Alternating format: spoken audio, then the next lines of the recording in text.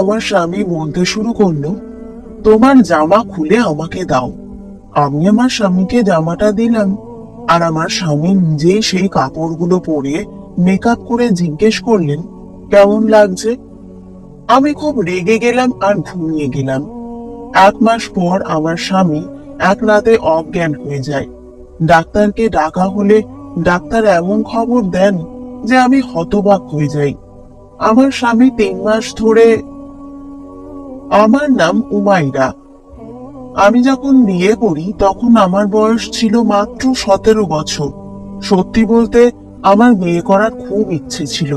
কিছু মেয়ে আছে যারা বলে বড় হয়ে আমাদের এই হতে হবে, আমাদের কোনো কাজ করতে হবে, কিছু কাজ। হ্যাঁ, কিন্তু আমি শুধু এটাই বলেছি যে আমি বিয়ে করতে চাই আর নিজের সংসার করতে চাই। আমার মনে হতো আমার একটা স্বামী হোক, অফিস থেকে বাড়ি এলে আমার জন্য একটা ফুল কিনে আনুক, আমাদের সন্তান হোক। আমি বাড়ি বসে খাবার রান্না করলে বাচ্চারা বলবে বাবা এসেছে। এমন ছোটখাটো বিষয়েই আমি খুশি হতাম। আর ছোটবেলা থেকেই বিয়ের আমার খুব শখ ছিল। বিয়ের আগে আমি অদ্ভুত রকমের খিঁচুনিতে ভুগতাম, আর সাধু সন্ন্যাসীরাও বলতেন বিয়েই এর একমাত্র নিরাময়। আগে যখন আমার খিঁচুনি হতো তখন লোকে বলতো আমি কোনো ভূতের দ্বারা আক্রান্ত, কিন্তু আমার বাবা এসব জানতো, কারণ সে একজন ডাক্তার। তাই সে জানতো যে আমার কি সমস্যা। তাই সে দ্রুত সম্পর্ক খুঁজে আমার বিয়ে দিয়ে দিল। আমি খুব খুশি হয়েছিলাম, বউ হয়েও হাসছিলাম। এমনকি আমার মা পর্যন্ত আমাকে মুখ বন্ধ করে বসতে বলছিল।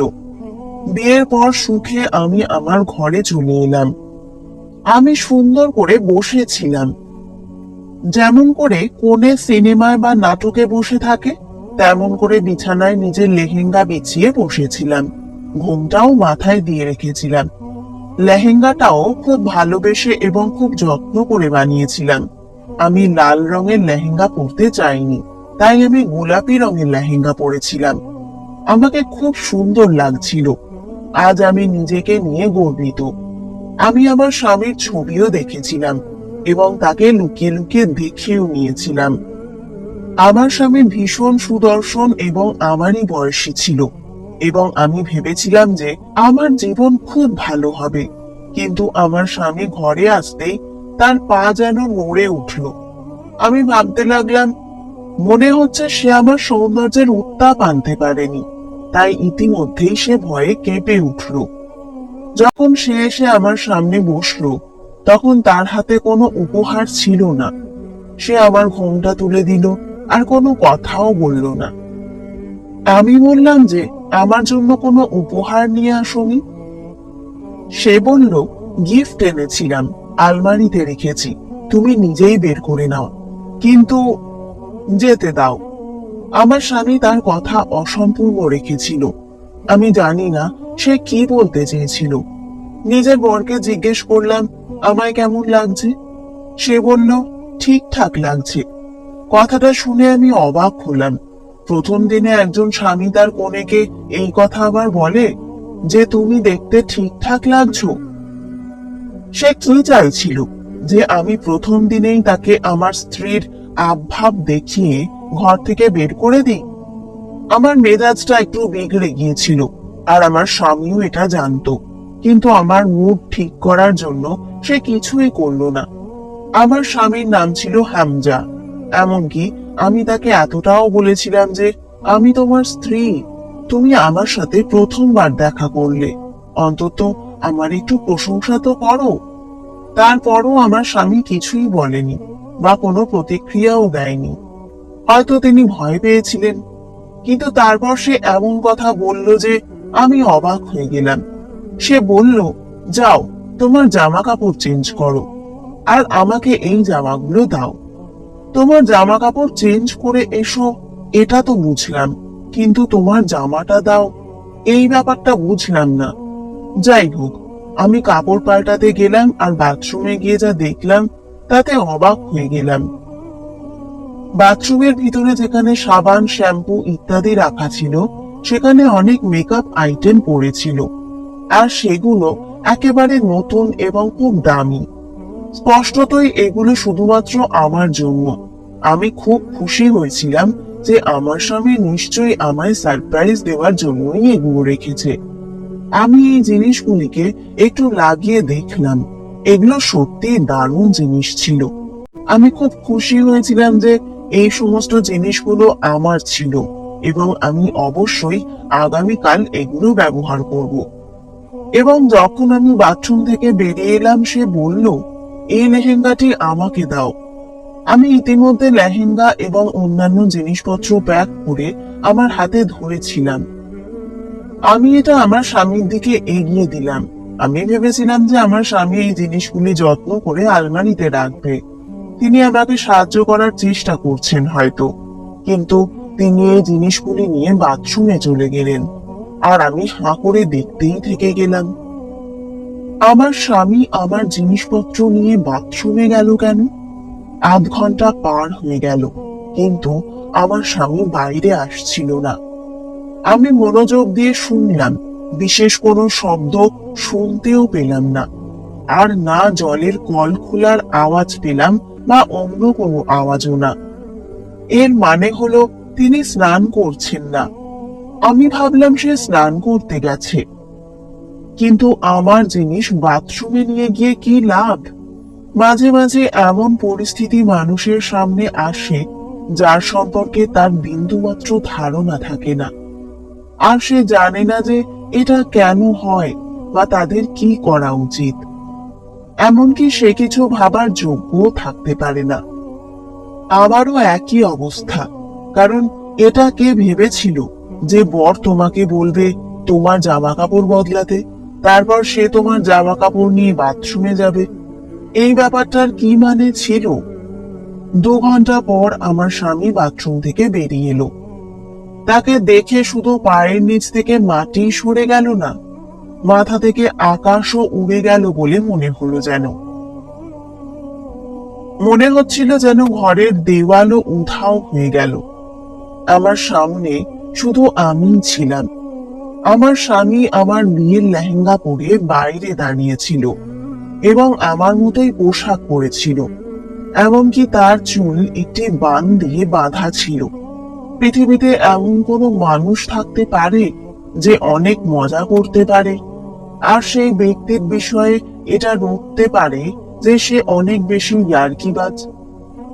কিন্তু সেও বিয়ের রাতে তার কনের সাথে এইভাবে ঠাট্টা করবে না। এর মানে হলো এটা মোটেও রসিকতা ছিল না। আমি কিছুই বুঝতে পারছিলাম না। আমার গলা দিয়ে একটা শব্দও বের হচ্ছিল না। যখন আমার স্বামী তার কানের কাছে হাত রেখে তার নকল চুলগুলো পিছনে ঠেলে দিয়ে বলল, আমায় কেমন লাগছে বলো? এই রং তোমাকে তো একদম মানাচ্ছিল না। এত সুন্দর জামা কাপড় কিভাবে পরতে হয় তুমি তো সেটাও জানো না। তুমি ওড়না কিভাবে পরেছিলে? এটাকে এভাবে পরা উচিত। তুমি যখন পরেছিলে তখন মনে হতো এটা কম টাকার পোশাক, কিন্তু এখন দেখো আমি পরছি, মনে হচ্ছে যেন এতে প্রাণ চলে এসেছে। দেখো, এটাকে এভাবে ধরতে হয়। আমার স্বামী যেন কথা বলছিল না, সে তো আমার কানে যেন গলে যাওয়া সীসা ঢালছিল। আমি বললাম, কি হয়েছে তোমার? কি সব করছো তুমি? তুমি আমার জামা কাপড় কেন পরেছো? তার উপর এইরকম মেকআপ কেন করেছো? কেউ দেখলে কি হবে? সে বলল, আমার এসব খুব পছন্দ।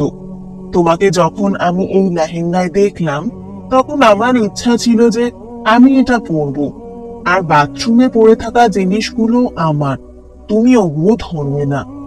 আমি দেখলাম তুমি আমার জিনিসপত্র এদিক ওদিক করছো। আজকের জন্য তোমায় ক্ষমা করে দিলাম। যদি তুমি আমার জিনিসপত্রে হাত দিয়েছো তাহলে আমার থেকে খারাপ আর কেউ হবে না। আমার এত রাগ হচ্ছিল, আমার মনে হচ্ছিল যেন আমি বমি করে ফেলবো। আমি তাড়াতাড়ি কম্বল তুলে নিলাম আর মাথা পর্যন্ত কম্বল দিয়ে ঢেকে শুয়ে পড়লাম। আমার বর পরে আমাকে আবার জিজ্ঞাসা করছিল যে আমাকে কেমন লাগছে, একটু আমাকে ভালো করে দেখো, আমার ছবি তুলে দাও। এই লম্বা পোশাকের সাথে নিজের ছবি আমি নিজে কি করে নেব? সেলফি তো আমি ভালোই তুলতে পারি। আমি নিজের কান চাপা দিলাম। আমার চোখ দিয়ে জল পড়তে শুরু করে। আমার সাথে এটা কি হয়ে গেল?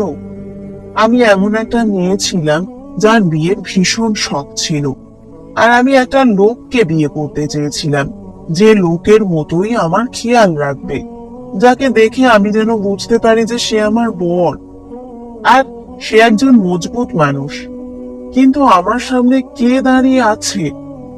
সকাল হলো যখন আমার বর সোফায় শান্তি করে শুয়েছিল। তার শোবার ধরনটাও মেয়েদের মতোই ছিল। তার চোখ যখন খুলল, আমি বললাম, রাতের বেলা কি তামাশা করছিলে তুমি? আর যদি এরকম কখনো অদ্ভুত ধরনের আচরণ করেছো? তখন সে বলতে লাগলো, আমার মায়ের মতো করে কথা বলো না তো। এর মানে আমার শাশুড়িও এই সমস্ত ব্যাপার জানতো। সে আমাকে ঠকিয়েছে, আর আমার পরিবার আমার বরের বিষয়ে কিছুই জানতো না। যাই হোক, আমার বর বলল, যদি তুমি এই কথাটা কাউকে বলেছো, তাহলে আমি তোমাকে প্রাণে মেরে দেব। তুমি ভাবতেও পারবে না, তুমি বুঝতেও পারবে না। তোমার খাবারে বিষ মিশিয়ে তোমাকে একদম উপরে পৌঁছে দেব। আমি তো পুরোপুরি অবাক হয়ে গেলাম। এই লোকটা কতটা সাংঘাতিক! এর কি সমস্যা ছিল? এই লোক হয়ে কেন এই ধরনের অদ্ভুত আচরণ করত? এটা তো আমি বুঝতে পেরেই গেছিলাম যে কোনো না কোনো ব্যাপার তো অবশ্যই আছে। আর এ কোনো লোক না, বরং অন্য কিছু। সে বলল, চুপচাপ তোমাকে ঘরে থাকতে হবে। যদি তোমার মাথায় ডিভোর্সের দাগ লেগে যায়, সেটাও বিয়ের পরের দিন, তাহলে তোমার মা বাবার হার্ট অ্যাটাক হয়ে যাবে। আমার সাথে এভাবেই যদি থাকতে পারো তাহলে থাকো, নিজের সম্মান বাঁচাও, আর নিজের পরিবারেরও। আমার মাথা খারাপ হয়ে গেল। ভেবেছিলাম যে পুরো জীবন এর সাথে আমি থাকতে পারবো না, কিন্তু যদি এই কথাটা সামনে এসে যায়, তাহলে তো ভীষণ বদনাম হবে। সবেমাত্রই তো আমার মা বাবা আমাকে বিদায় করলো। চুপ করে এই পরিস্থিতিকে মেনে নিলাম, আর ওই ঘরেই থাকতে লাগলাম। পরিবারের সামনে এমন ভাবে নিজেকে উপস্থিত করতাম যেন কোনো ব্যাপারই ঘটেনি। তারাও সমস্তটাই জানতো, কিন্তু এই ব্যাপারে কথা তারাও বলছিল না। কিরকম লোক এরা! কারোর মেয়ের জীবনকে কত সহজে এরা বরবাদ করে দিতে পারে। আর তারা এমন ভাবে হাসি খুশি ছিল যেন কিছুই হয়নি। দিন এভাবেই কাটতে লাগলো। একদিন যখন আমার বর বাথরুমে ছিল, তখন আমি তার বমি করার আওয়াজ পেলাম। আমি কোনো পরোয়া করিনি। আমার দিক থেকে যদি তার কিছু হয়েও যেত, আমার তো প্রাণ বাঁচত। আমার অবস্থা এক সপ্তাহের মধ্যে এমন হয়ে গেছিল যেন আমি 20 বছর ধরেই বিয়েটাকে চালাচ্ছি। আমার মুখ থেকে সমস্ত জৌলুস উড়ে গিয়েছিল। আমার মাথার মধ্যে অদ্ভুত অদ্ভুত পরিস্থিতি আর কথা চলতে থাকতো যেন। কিরকম ভাগ্য আমার! কি হবে আমার? আমি কি এর সাথে থাকতে পারবো? আমি কি এর সাথে থেকে নিজের জীবন যৌবন বরবাদ করছি না? আমার বর সারা দিন বাইরে থাকতো, অথবা ফোন ধরে মেয়েদের গান শুনতে থাকতো। কখনো অনলাইন জামা কাপড় পছন্দ করতো, আর বাড়ির লোককে বলতো বউয়ের জন্য নিচ্ছি, যখন কিনা আমাকে সে কোনো জিনিসই দিত না। ভালোভাবে বমি করার পর যখন আমার বর বাইরে আসলো, তখন তার অদ্ভুত অবস্থা হয়েছিল। আমাকে বলতে লাগলো, তুমি বড়ই মায়া দয়াহীন। আমার অবস্থা দেখছো না তুমি? যাও, গিয়ে লেবুর জল নিয়ে এসো। আমি বললাম, হয়তো তুমি উল্টোপাল্টা কিছু খেয়ে নিয়েছো, যার জন্যই এমন হয়েছে। আমি যখন যেতে লাগলাম, তখন সে অদ্ভুত কথা বলল। বলল, কিছু খাইনি, বিয়ের পর তো এসব কিছুই হয়। আমি অবাক ছিলাম যে কি ধরনের ফালতু কথা বলছে সে। তারপর আমি তার জন্য লেবুর জল আনতে গেলাম। তখনই রাস্তায় আমার শাশুড়ি আমাকে দেখে নিল, আর বলতে লাগলো, এখনই তো তুমি খাবার খেলে, খাবার খাওয়ার পরেই লেবু জল খেতে নেই। আমি বললাম, আমার বমি পাচ্ছে, এই জন্য খাচ্ছি। বলল, কোনো ব্যাপার না, হতে পারে কোনো খুশির খবর। যখন কিনা আমি ভেবে নিয়েছিলাম তোমার ছেলে কাউকে খুশির খবর দেওয়ার যোগ্যই না। তাহলে খুশির খবর কি আমরা ডাউনলোড করব? আমার শাশুড়ি আমাকে গলায় জড়িয়ে ধরল। আমি বিশ্বাস করি যে কোনো না কোনো খুশির খবর অবশ্যই হবে। তুমি গিয়ে আরাম করো, আর হামজাকে বলো তোমার খেয়াল রাখতে। যদি আরো কিছু খাবার ইচ্ছে হয় তাহলে আমাকে বলো, আমি বানিয়ে দেব। আমি বললাম ঠিক আছে, আমি তোমাকেই বলবো। আমি চলে এলাম আর নিজের বরের সামনে লেবুর জলের গ্লাস রাখলাম।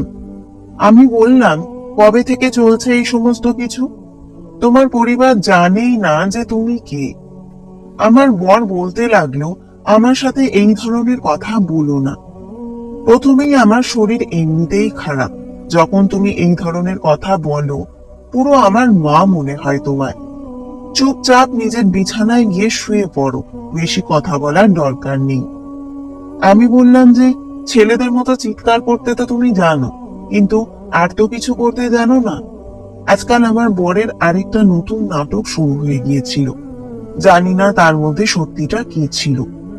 আমার বরের পেটটা একটু বড় মনে হচ্ছিল, আর সে অদ্ভুত ভাবে কোমরে হাত রেখে হাঁটছিল। এবার আমি বুঝতে পারছিলাম না যে এটা আবার কোনো নতুন কাণ্ড কারখানা কিনা, যেটা আমাকে পাগল করার জন্য সে শুরু করেছে। আর 10-15 দিন এভাবেই কেটে যেতে লাগলো। একদিন আমার বর চিৎকার করতে শুরু করলো যে তার পেটে খুব ব্যথা হচ্ছে আর তাকে ডাক্তারের কাছে নিয়ে যেতে হবে।